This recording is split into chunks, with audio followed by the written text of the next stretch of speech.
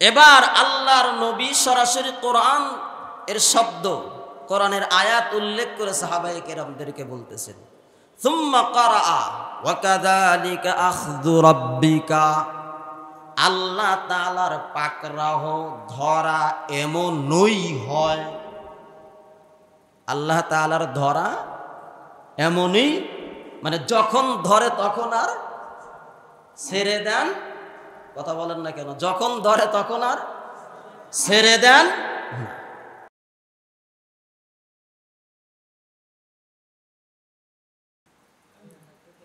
দুনিয়ার জমিনের মধ্যে একটা রীতিনীতি আছে।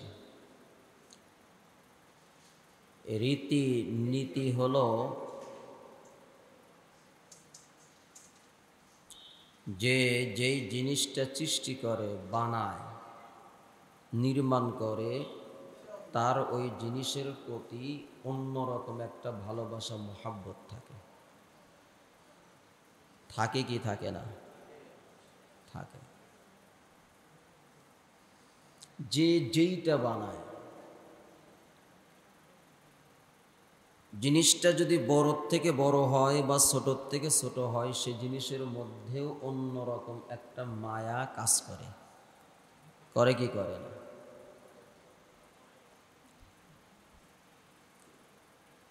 আপনি আমি যদি একটা জামা বানাই, সে জামার প্রতিও আমাদের একটা মায়া থাকে। থাকে কি থাকে না? থাকে। ওই জামাটা ময়লা হলে সাথে সাথে পরিষ্কার দিয়ে দিচ্ছি, লন্ড্রি করতেছি। আবার এমন একটা জামা পরিধান করেছি, এমন একটা গেস্ট আত্মীয়র বাড়িতে যাচ্ছি, রাস্তার মধ্যে যদি হঠাৎ করে একটু ময়লা লেগে যায়, মনটা ভেঙ্গে একেবারে খান খান হয়ে যায়। কথা বলে ঠিক কিনা? যে আমি একটা গেস্টের বাসায় যাচ্ছি, বাড়িতে যাচ্ছি, জামাটা হঠাৎ করে ময়লা হয়ে গেল, কাদা লাগলো। এই যে বৃষ্টির দিন, রাস্তায় চলতে গেলে ভালো একটা জামা পরে যদি রাস্তায় বের হওয়া যায়, ওই জামাটা যে ভালো নিয়ে আবার বাসাতে ফেরবো কোনো গ্যারান্টি নাই। আছে? ঢাকা শহর যারা অধিকাংশ রিক্সা চালক, সিএনজি চালক, প্রাইভেট চালক, যেখানে যত বেশি কাদা তত স্পিডে চালায়। কথা কি মিথ্যা বললাম না? মানে এমনভাবে রাস্তার মধ্যে কাদা থাকলে, পানি থাকলে গাড়ি এত জোরে চালায়, আশেপাশে যদি কেউ লোকজন থাকে, যা কাদা আছে সব তাদের শরীরে। কথা বলেন? সবাই না, অধিকাংশ। তেমন করে আপনি আমি ভালো জামাটা পরে আসলাম, যদি এমন করে কাদা লাগাইয়া দেয় কেউ, তার প্রতি কেমন লাগে বলেন তো? যে মনে হয় যদি এখন যদি হাতের নাগালে পাইতাম, ছিঁড়ে খাইতাম। কথা বলেন না কেন? এটাই বুঝাইতে চাচ্ছি যে যেই জিনিসটা বানায়, ওই জিনিসটার প্রতি তার মায়া কি থাকে? মায়া থাকে, মায়া কাজ করে, মহাব্বত, ভালোবাসা কাজ করে। তো আল্লাহ তাআলা এই কুল কায়নাত আল্লাহ বানাইছেন, এই জিনিসগুলো নষ্ট হয়ে গেলে আল্লাহর কি মায়া লাগবে না? বলেন তো। যেই আল্লাহ তাআলা এই কুল কায়নাত, আরশ, কুরসি, লৌহ, কলম আল্লাহ বানাইছে, সেই জিনিসগুলো যদি নষ্ট হয়ে যায়, আল্লাহরও মায়া লাগে, লাগার কথা। কথা বলা ঠিক। এই কুল কায়নাত, লৌহ, কলম, আরশ, কুরসির মধ্যে সবচেয়ে দামি কে বলেন তো? মানুষ। সবচেয়ে দামি কে? আশরাফুল মাখলুকাত। এই মানুষগুলোকে আল্লাহ তাআলা খুবই মায়া করেন। আল্লাহ মহাব্বত করে বানিয়েছেন, সৃষ্টি করেছেন। সৃষ্টির সেরা আশরাফুল মাখলুকাত। সেই মাখলুকাত এর মধ্যে আল্লাহ তাআলা শ্রেষ্ঠ বলেছেন যারা ঈমানদার। তাদের মধ্যে শ্রেষ্ঠ কারা? ঈমানদার। সেই ঈমানদার এদের মনটা যদি কেহ যদি ভেঙ্গে দেয়, তাহলে ওই আল্লাহর কি খারাপ লাগে নাকি ভালো লাগে? বলেন তো আপনি, কতটুকু খারাপ লাগার কথা? সেই জন্য আল্লাহ তাআলা আমাদেরকে বানিয়েছেন, আশরাফুল মাখলুকাতদেরকে আল্লাহ বানিয়েছেন, সৃষ্টি করেছেন। তাদের মনটা যদি কেউ ভেঙ্গে দেয়, ওই ব্যক্তি তো কষ্ট পাই, স্বয়ং আমার আল্লাহও কষ্ট। আমাদের সমাজে একটা গান আছে,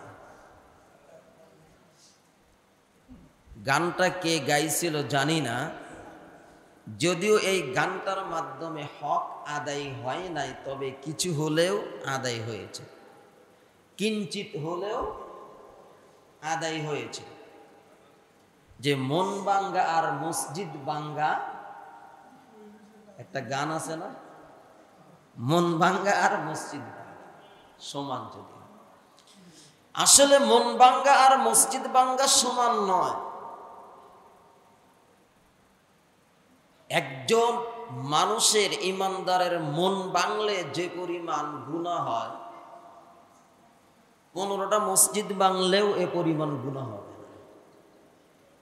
একজন ঈমানদারের মন ভাঙলে এ পরিমাণ গুনাহ হয়।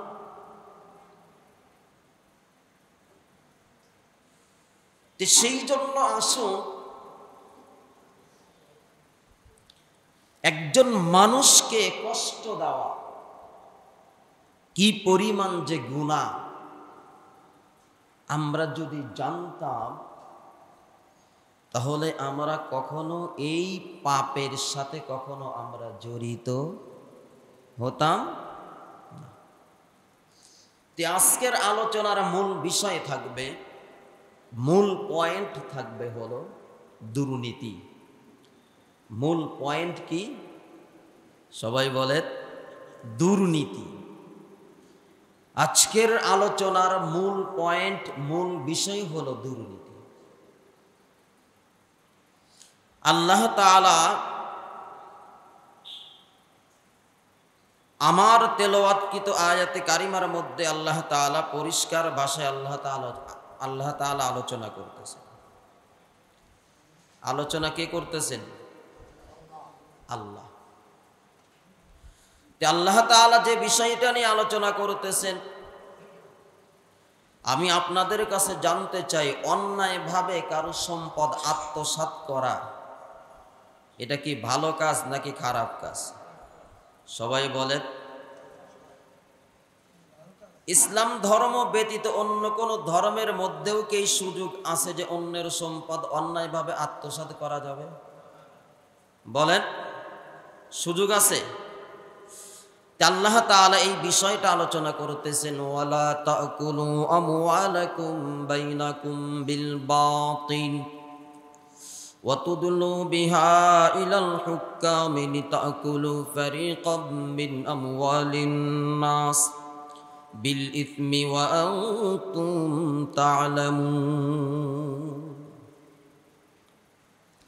আল্লাহ রাব্বুল আলামিন আলোচনা করতেছেন, আল্লাহ বলেন, ওয়ালা তাকুলু আমওয়ালাকুম বাইনাকুম বিল বাতিল, তোমরা একে অন্যের সম্পদ অন্যায়ভাবে আত্মসাৎ করো না। কে বলতেছেন? ওয়ালা তাকুলু, তোমরা খেও না, আত্মসাৎ করো না, দুর্নীতি করো না, অন্যায়ভাবে কারো সম্পদ ভোগ দখলে যেও না, অন্যের আমানত নষ্ট করো না। আমওয়ালাকুম, সম্পদ মাল, বিল বাতিলি, অন্যায়ভাবে। কিভাবে? কথা বলেন। অন্যায়ভাবে। দুর্নীতি করা এটা অন্যায় কি অন্যায় না? অন্যের সম্পদ আত্মসাৎ করা অন্যায় কি অন্যায় না? অন্যের আমানতের খেয়ানত করা অন্যায় কি অন্যায় না? এগুলো কি অন্যায়। বিল বাতিলি ওয়া তুদলু বিহা ইলাল হুক্কামি লিতাকুলু ফারিকাম, এবং তোমরা জনগণের সম্পদের প্রিয়দংশ, জনগণের সম্পদের কিছু অংশ তোমরা এটাও অন্যায়ভাবে আত্মসাৎ করার উদ্দেশ্যে, কি করার উদ্দেশ্যে, অতুদলু বিহা ইলাল হুক্কামি লিতাকুলু ফারিকা, তোমরা অন্যের সম্পদের প্রিয়দংশ কিছু অংশ অন্যায়ভাবে আত্মসাদের উদ্দেশ্যে ক্ষমতা প্রভাবশালীদের হাতেও তোমরা তুলে দিও না। কাদের হাতে? ক্ষমতা শাসন কর্তৃক তাদের হাতেও তোমরা তুলে দিও না। তাদের হাতে যদি এই সম্পদগুলো তুলে দেয় তাহলে আমি কিছু মাল পাবো, কিছু অংশ পাবো, এই আশা নিয়েও তোমরা কখনো অন্যের সম্পদ আত্মসাৎ করার চেষ্টা করো না। ওয়া আনতুম তা'লামুন, জেনে বুঝে, তুমি জানো এটা অন্যের সম্পদ, এইভাবে নিলে আত্মসাৎ করা হবে, এইভাবে নিলে দুর্নীতি হবে, এইভাবে যদি আমি নেই তাহলে ওই ব্যক্তি কষ্ট পাবে। তুমি জেনে শুনে জেনে বুঝে কখনো এই কাজগুলো তোমরা করো না। কার কথা? সবাই বলেন আল্লাহর কথা। তাহলে আমরা এই আয়াতে কারিমার মাধ্যমে আমরা জানতে পারলাম অন্যের সম্পদ অন্যায়ভাবে আত্মসাৎ করা কি নাই, জায়েজ নাই, বৈধ নাই। এটা আমরা কিভাবে জানলাম? কোরআনের মাধ্যমে পরিষ্কার ভাষায় আমরা জানতে পারলাম। এই যে যারা দুর্নীতি করতেছে, দুর্নীতি করেছে, এই সম্পদগুলো কি তারা বৈধভাবে নিয়েছে নাকি অবৈধভাবে? বলেন কথা। অবৈধ কথা বলেন, ঠিক কিনা? কিভাবে? অবৈধ ভাবে। এই যে এখন যত রাঘব বোয়াল ধরা খাইছে, খাচ্ছে, খাবে, এই যে যারা ব্যাংক কেলেঙ্কারিতে অথবা যেইভাবে ছিনতাই, রাহাজানি, খুন, লুট তারাজির মাধ্যমে সম্পদ আত্মসাৎ করেছে, সবগুলোই অবৈধ কথা বলেন, ঠিক কি? এবং যারা এই কাজগুলো করেছে তারা জেনে বুঝেই করেছে। কি বুঝে? জেনে বুঝেই করেছে। কিন্তু যদি তাদের মধ্যে কোরআন সুন্নাহর ইলম থাকতো, কোরআন সুন্নাহর আলো থাকতো, তাহলে তারা কখনো এই কাজ করতো না। তাহলে এবার আসুন আমরা আরো একটু সামনের দিকে এগিয়ে যাই। আল্লাহ রাব্বুল আলামিন কি বলতে চাচ্ছেন? আল্লাহ তাআলা বলতেছেন, ওয়ামা কানা লিনাবিয়্যিন আন ইয়াগুল ওয়া মান ইয়াগুলুল ইয়াতি বিমা গাল্লা ইয়াওমাল কিয়ামাহ সুম্মা তুওয়াফফা কুল্লু নাফসিন বিমা কাসাবাত ওয়া হুম লা ইউযলামুন। আল্লাহ রাব্বুল আলামিন এই আয়াতে কারিমার মধ্যে আল্লাহ তাআলা বলেন, ওয়ামা কানা লিনাবিয়্যিন আন ইয়াগুল। আল্লাহ রাব্বুল আলামিন বলেন, কোন পয়গাম্বরের জন্য, ওয়ামা কানা লিনাবিয়্যিন, কোন নবীর জন্য, কোন পয়গাম্বর নবী রাসূলদের জন্য,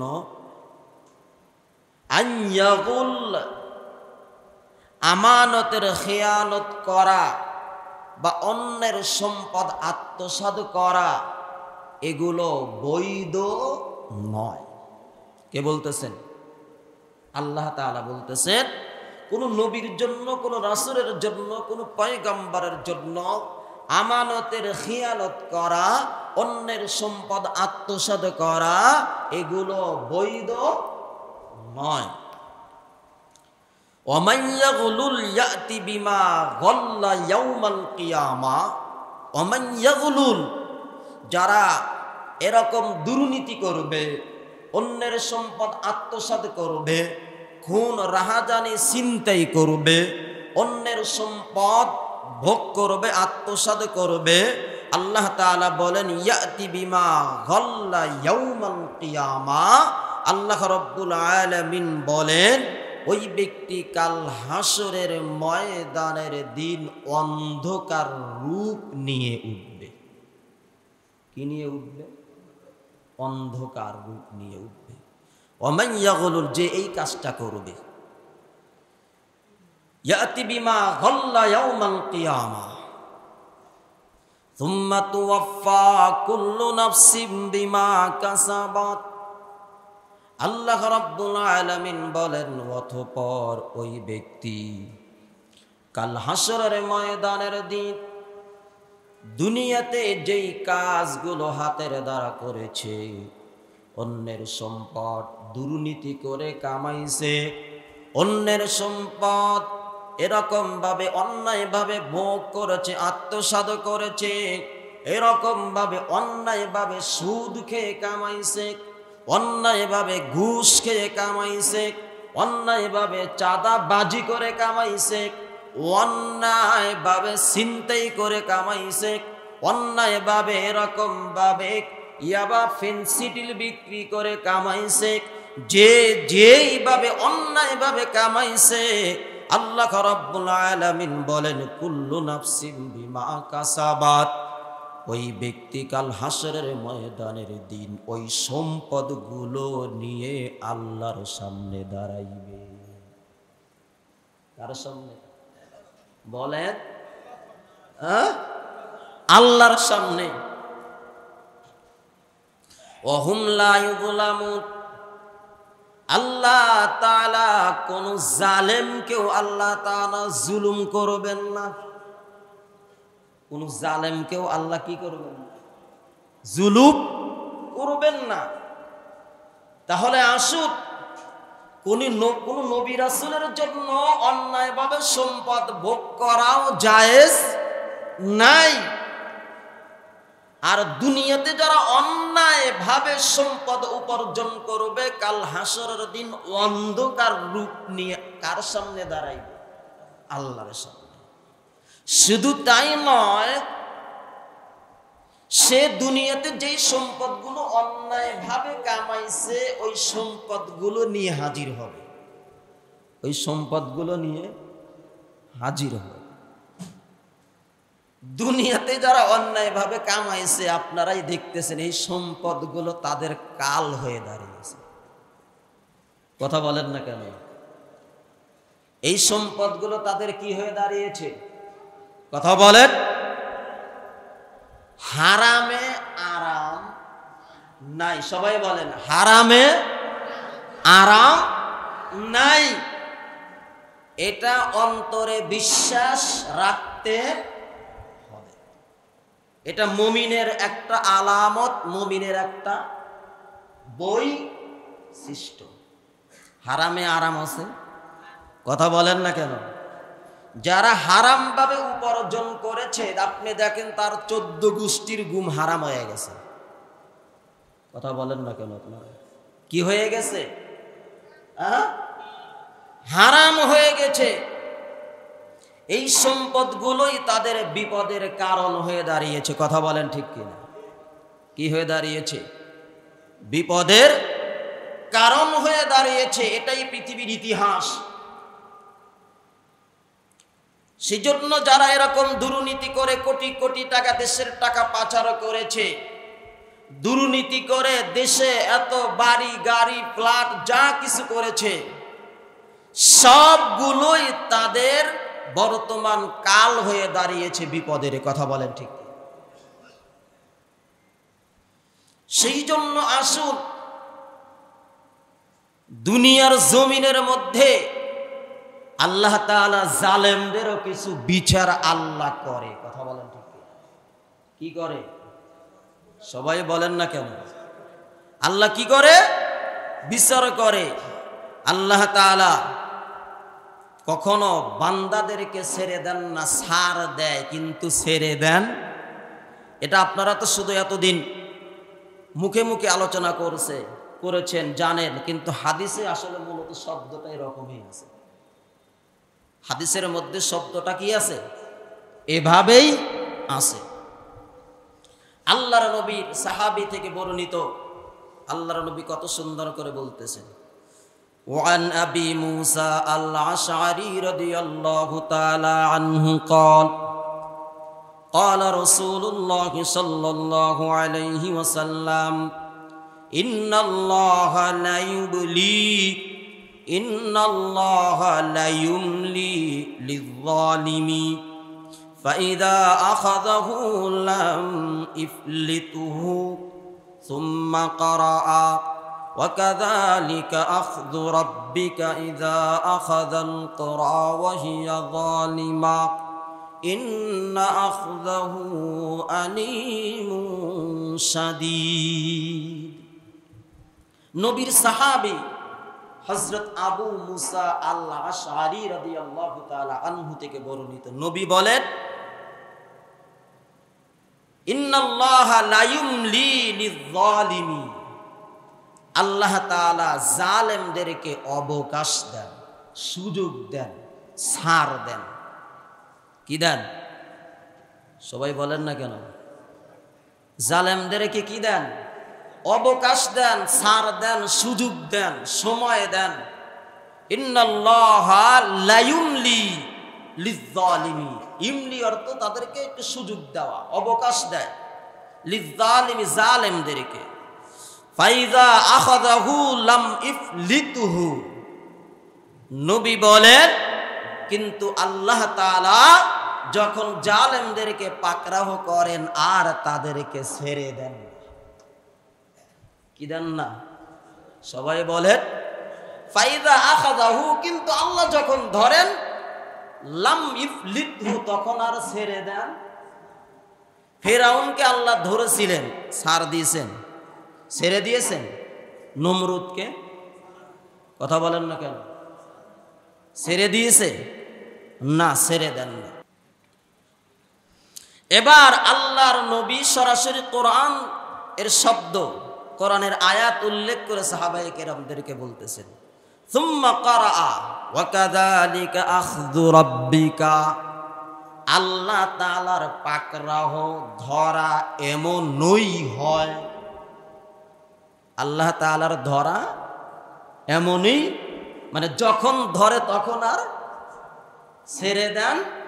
কথা বলেন না কেন? যখন ধরে তখন আর ছেড়ে দেন। এটা কোরআনের আয়াত। ওয়াকাযালিকা আখযু রাব্বিকা, তোমার রবের পাকড়াও ধরা এমনই হয়, মানে ধরেন তে আর ছাড়েন না।